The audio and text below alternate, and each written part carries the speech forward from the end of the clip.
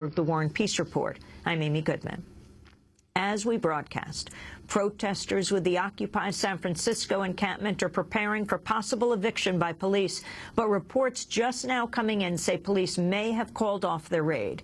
Meanwhile, across the Bay last night, thousands of people reclaimed the Occupy Oakland encampment in front of City Hall after police dispersed them Tuesday night using beanbag projectiles and tear gas.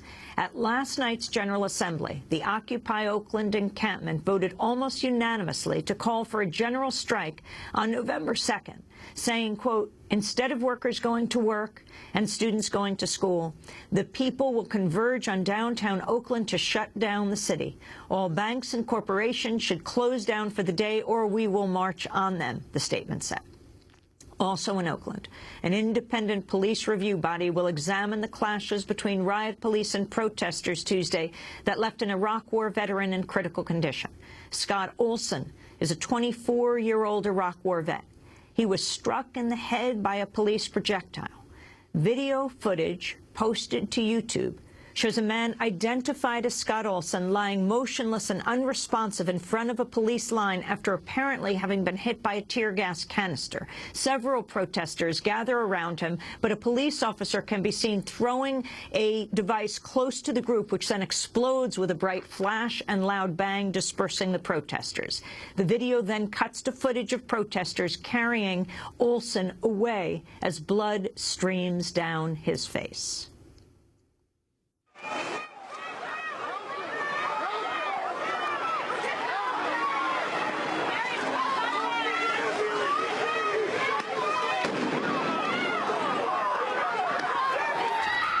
A spokesperson for Highland Hospital in East Oakland has confirmed that Scott Olson remains in critical condition. He suffered from a fractured skull and brain swelling.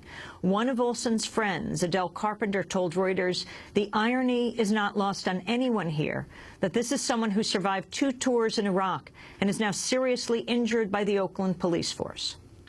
Olson served in Iraq from 2006 to 2010 with the 3rd Battalion, 4th Marine Regiment.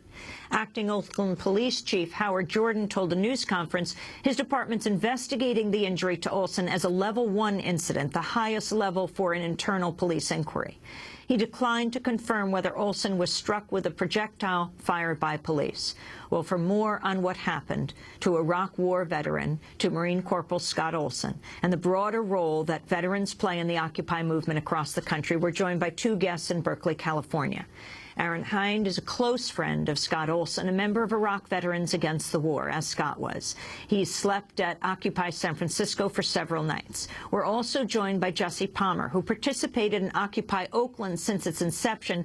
He helped carry Scott to safety after the police projectile hit Olson in the head.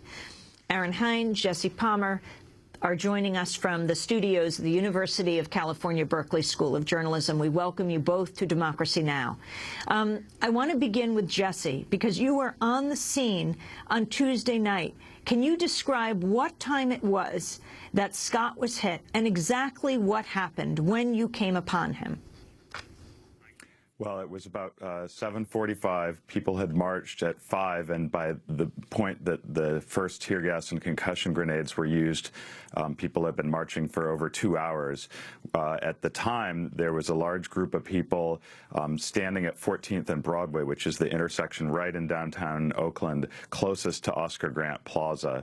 The police had given an order to disperse, but there was no aggressive behavior towards the police. It was basically just a standoff. People were standing around. All of a sudden, it just in an instant with no real warning, concussion grenades went off and tear gas canisters went off all around us. I was right in the middle of the intersection, and it was very shocking because you just heard the explosions in every direction all around you. Most of the crowd I was with proceeded north on Broadway, but people went in every direction. The other 2 intersections, people left. At that time, I didn't see that Scott had been struck, and in fact, the tear gas makes it very hard for you to see. You can't see, so people fell back about a half a block down Broadway. Then somebody said that somebody had been hurt, and so a number of people ran back up into the tear gas, and he was lying on the sidewalk, and there were a couple of medics already with him, and they said, we need to get him farther out because it was very unsafe at that location. And so we picked him up and we carried him about a block around the corner from where they could safely work on him. What exactly was his condition as you tried with others to carry him? So we picked him up, and my initial, I told him, you're going to be okay. My name's Jesse, can you tell me your name? Because I knew it was a terrifying situation and I wanted to comfort him, but he didn't respond at all. His eyes were open. He just stared blankly, and that was when I realized, you know, there was blood coming out of, it was a little hard to say, but his eyes, his mouth, his nose, there was a lot of blood on his face, and it was a terrifying you know, moment.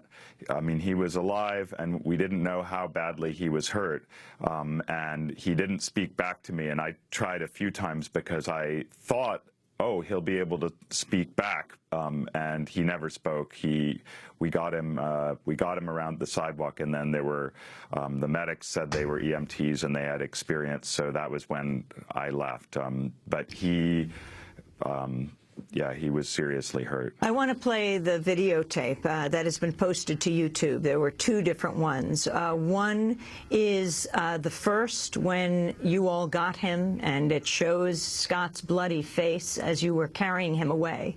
And then we'll play the other where people went to try to get him, and the flashbang grenade was hit right at the area where he was lying. Let's go to the first where you got him.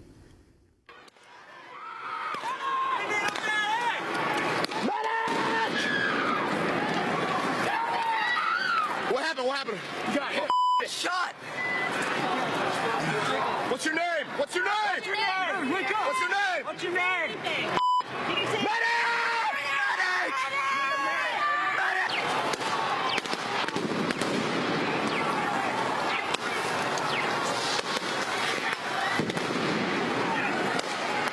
Oh! Hey, back up, back up, back up.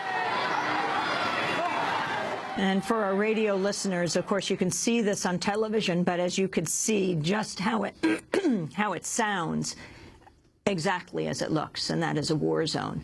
The other video is Scott lying on the ground, not yet taken by all of you, the video we just had.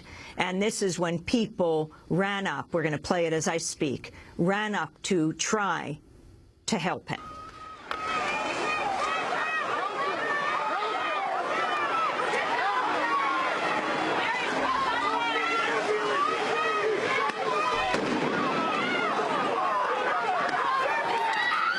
So, Jesse Palmer, what do you understand at this point was the projectile that was used that first hit Scott and this flashbang grenade when people came to try to pick him up? I mean, there's no way I can really say precisely what happened.